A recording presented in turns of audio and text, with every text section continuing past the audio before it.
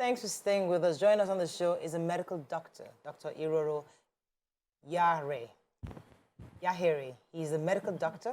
He'll be discussing diabetes mellitus in children. This is a topic we've taken some years back, but it's an issue that we must bring to the fore again because nobody's talking about diabetes in children enough. You can join the conversation. Call us on 081-270-53687, 091-390-7694. You can also tweet to us at TVC Connect. Please hashtag YourviewTVC so we can read your tweets. Thank you, sir, for coming and joining us on the show. Thank you very much, Mariah. Doctor, diabetes in children, people always think, oh, it's my fault. Is it what I fed him? Is it what I fed her? Is it, am I doing the wrong things? Parents always feel like it's something that had to do with what they did that causes diabetes. So what's the cause of diabetes in children? So there are two types of diabetes, the type 1 and then the type 2. Type 1 diabetes, genetic mutation, nobody's fault. Mother and father give the genes, and then during that conception, there's a mutation. It's nobody's, we tell all the parents, it's not your fault. Now for type 2 diabetes, this is where lifestyle, affluence, diet comes into play. Because an obese child is very likely, I mean, there's 3 times likely to become diabetic if not properly taken care of. So when you talk diet, familial tendencies, you see the chubby mother, the chubby father, and then the chubby children. Everybody's eating that same kind of diet, not the Mediterranean. Unfortunately, our diet is very fattening. What we grew up with is something that allows us to want to conserve energy because there was always that time of lack. Yes. So our, what they call the thrifty gene is to take and then store. Take and then store. And we grew up with that. But when you become very energetic, you're working very hard. I mean, those that were the laborers, you would see that they're not so chubby and fat. They're very athletic, and then they keep to their diet. Even if they take all that plenty thing, as long as you're burning it out. So it's intake and output. As long as output takes intake, you're likely to remain where you are. For us adults now, it's a different ballgame. It's not like children. The children will run, they will do all of that. But when the children don't run and do all of that, and they take all these ice creams, candies, cakes, chocolates, and then they go to bed without doing the major activities that will help them release the energy. They will conserve their energy, and then by the time they're getting towards their teens, diabetes is setting in. It may not show overtly, but there are markers. Now, you've seen some ladies or some children with this black ring around their neck. Or around the axilla. You think that is dirt. Dirt, they're not bathing them. So that's acanthosis nigricans. Whoa, what does that mean? Break down. Sorry, dear. It's acanthosis nigricans. It's a sign of insulin resistance. So insulin is the common denominator for diabetes. If insulin is deficient or not working properly, that person is likely to have diabetes. So for type 1, there is no insulin because the body has damaged the cells that produce insulin. But for type 2, the genetic one. Yes, that's the genetic one. Now for type 2, there is insulin resistance. Let's do this mental picture. A factory is producing cars. Then there is too much demand for the cars. And then the factory that did not have the capacity to produce 100 now needs to produce 1 million a day. Of course, they will be defective. They won't work the same way they are supposed to work. And that's what happens with type 2 diabetes because the body has become so big, the number of insulin that is needed to work in all of these cells is not enough. Or you're now producing too much and it's not working as well as it should. So that is the layman term for layman discussion for. But in all of these, once someone has that bigness, that tendency towards being big, they need to start preventive measures. And preventive measures are not too difficult. Well, they're not too difficult per se. Cut down on the diet, do more exercises, before those arthritis, those That's pains? what my question Yes, okay. Because we joke about it that, give the kids sugar, they need it. No. Let them run around, So how can a child be insulin Resistant. insulin resistant? Okay, so, they're supposed to be active.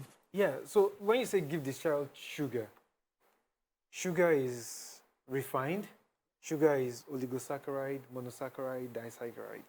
So why not just give them the oligosaccharide, the larger starch, instead of the refined sugar?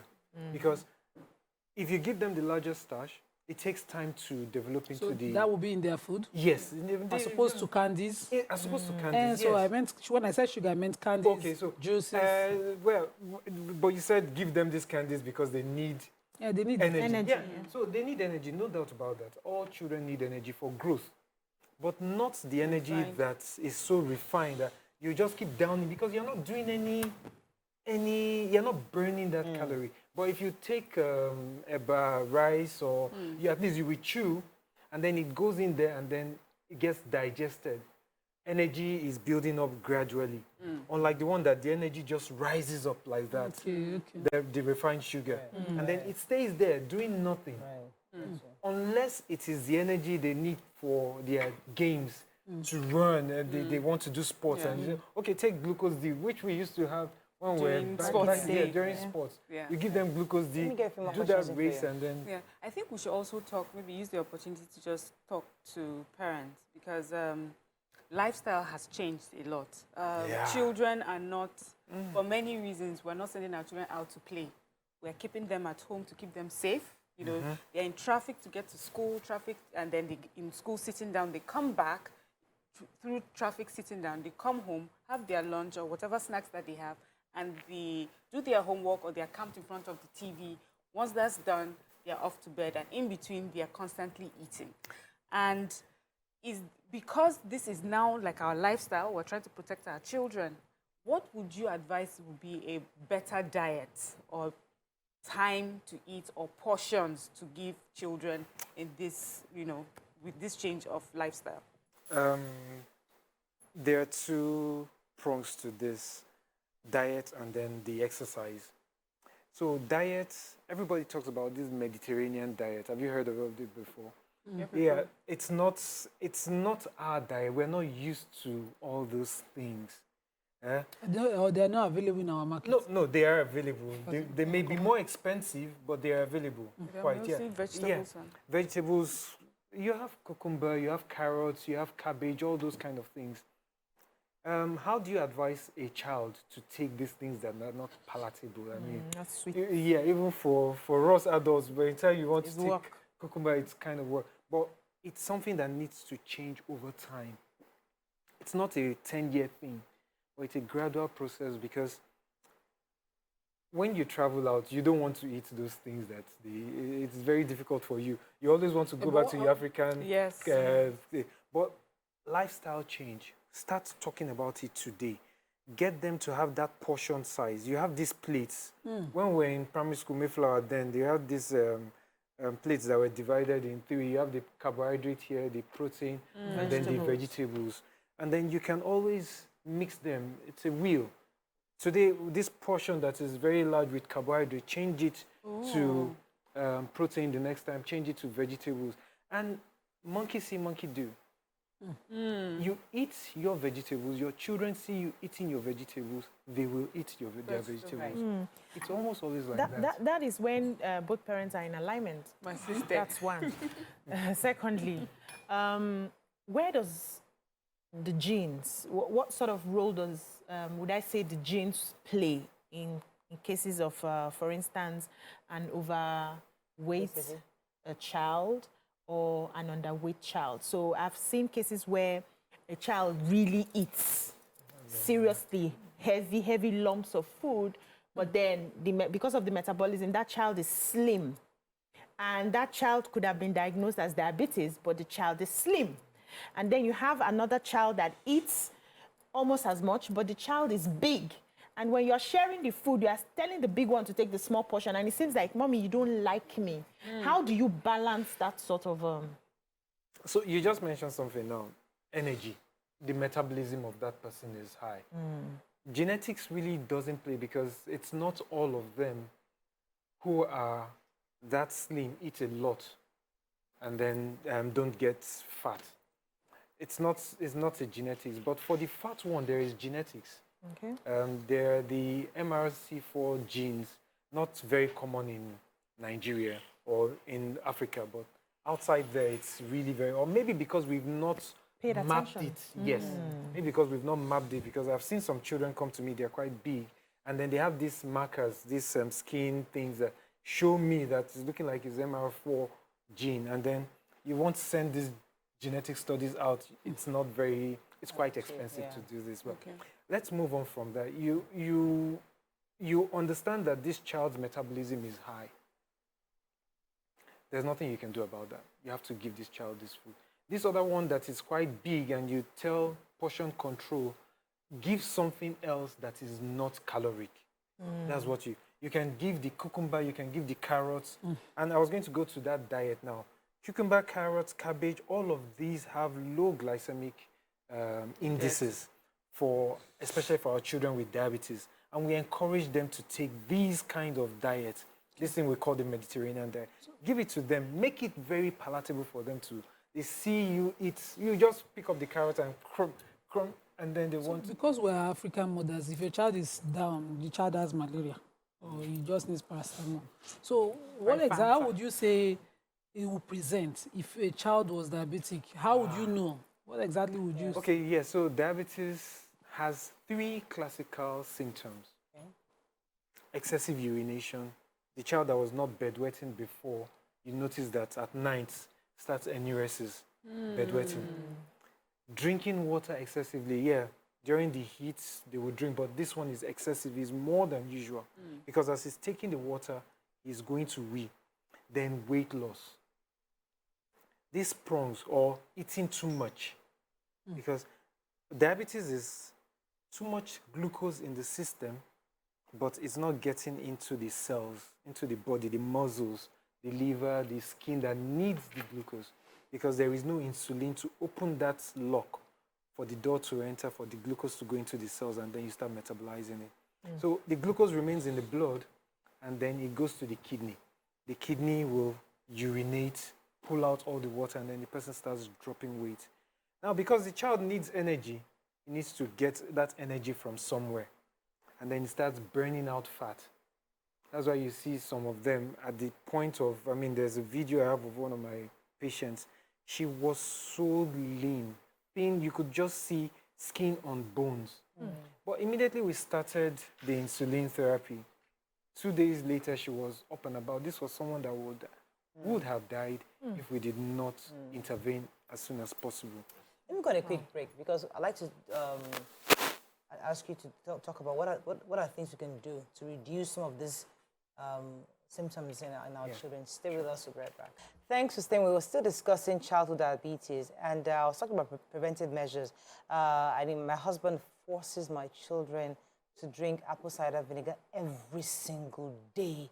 Like, in his mind, it's the best way. I don't know what he's trying to prevent. He just feels that all the sugar that they are consuming, because every day it's party pack here, party pack there, eating this. So in his own mind, once they drink the apple cider in the morning, they are good. So in the morning, when he goes for exercise, he comes back, does a bottle for them, tells the help, please, share it into 4 cups, all of them, drink. Does that make any sense? How active are your kids? Well, they are pretty active. I mean, I try to get them active around the compound. They run around, come back lessons. Yeah. So my son eats bigger than my 3 daughters, but he's the slimmest. Yeah, he's very active. He runs around.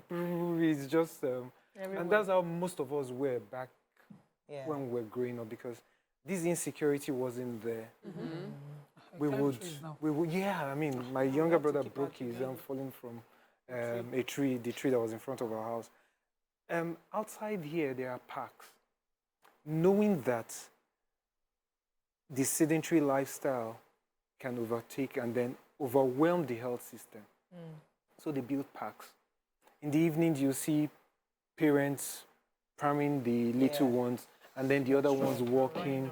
1 hour, just burn that little calories, and then come back home, take a cup of tea or something, and then go to bed. That's the family unit. It's not easy, especially in a state like Lagos or River State. Get home by 9 p.m. Yes, I mean, what time do you have to do all that? But if you have a little treadmill or something, discipline, just tell your children they need to do this workout. If those have the tendency to get big. But if we come back to the, in quotes, poor people, you still see them very big. You still see the children of the poor, those market women, you see them very big, and then that's because they take plenty of starchy food. No, starchy food. If they had told them, Yeah, they drink just some down, yeah. syrup. And then they eat late at night. That's another thing that we don't talk about very often. You can't eat after 7 and think you will not gain weight. You will. Oh, wow. There is no way, because after 7, there is no activity again but sit down, TV or sleep or homework. There's nothing else again. And then there is no sun to help you with the heat for you to burn out the... I don't understand. Up to us, Just when- let this man talk. So now, make the we other finish. thing is...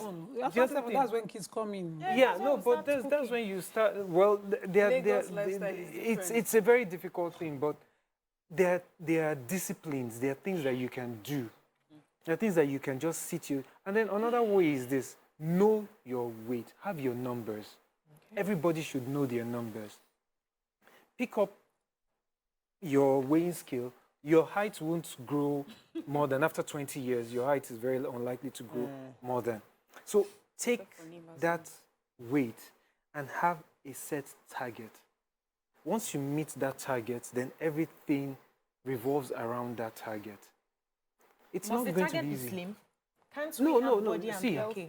yeah, you can have body. You all look okay, but again, if you don't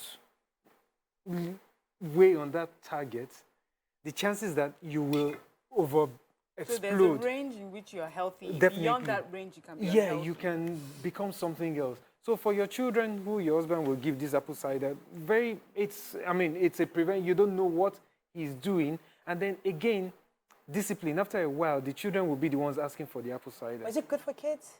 So like I don't know how quantity, big your yeah, kids, yeah, and it's not, it's a tinge inside a cup of water, and then they drink it. It helps them cleanse, they go to toilets, and then their metabolism is better, optimal. I'm not saying everybody should go doing apple cider. It's what works for you. What works for you. For me, my kids eat. In fact, in my head, I don't think they eat well enough, but my boy eats them. But they are active. They run, they play. Even when this holiday, they're on their computer games, but they still know that they will go to the little pool. They run around, they ride their bicycles. It's a little compound, but if you have a neighborhood, have someone walk with them or take them around that ride. Now, is diabetes curable for children? Because parents who are having to deal with this as a disease, right, are thinking, am I going to be doing medication all my life? Yeah, so type 2 diabetes, largely curable. Yeah. When I say largely curable, is lifestyle changes. Type 1 diabetes, not curable. That child needs to be on insulin for the rest of their life. Wow. For the rest of their life. I'm talking from 2 years. My youngest patient was 2 years old when we started. He's about 13 now, and he's doing very well. He's had a couple of complications, diabetic ketoacidosis, but they're doing very well. But for the type 2, yes, it's curable. Curable in the sense that you've made the diagnosis, you've seen that it is type 2, insulin resistance. You start the lifestyle changes there and then. Sometimes it's even better to start the lifestyle change before you start medications. Because then they get disciplined and understand that if I don't do this, then it will get to the point where I'll start taking injections. And that's what we tell them. It's not easy because children would want to eat bread, cakes, biscuits, Coke. They want to drink their Cokes and the rest. But once you start a disciplined lifestyle for them, tell them that this is your height. You are going to grow this height again, but you're not going to exceed this weight. Get that target to them. Get a dietitian. We have wonderful dietitians. Michelle works very well with us. We give them targets, and they usually would meet that target within a month, 3 months, 6 months. So in all of these, for type 1 diabetes, which is the very difficult one, some parents would hear the diagnosis and, okay, can't I give my child my own pancreas, my islet cells? No. They've tried many things. Wow. The best that they do outside this country now is the injection pumps. Yeah, well, stem cell will come. Injection pumps are the insulin pumps. So it just fixed to the skin, and then there's a device that tells that the blood sugar is high, and then the insulin just gets delivered by itself. You just press a button, and then the insulin delivers. Where go now? Yeah, so then it was $4,000. I don't know how much it is. Yes, it's an option, yes. Now, for the stem cell one, the stem cell one is not likely to work because stem cell is usually to help produce antibodies. But it is your antibody that is damaging the pancreatic islet cells. So if you bring in more antibodies, it's not likely to do much. Because we have very little time, let me just really ask, because usually when your child is losing weight, maybe pain, and you're not sure of his diabetes, and you take the child to doctors, you don't even remember to tell the doctor that my child is pain more than that, because you don't even think it's a problem. Yeah. How soon, or what can the parent do? Because when you go to doctors, they just say you malaria or typhoid. They don't.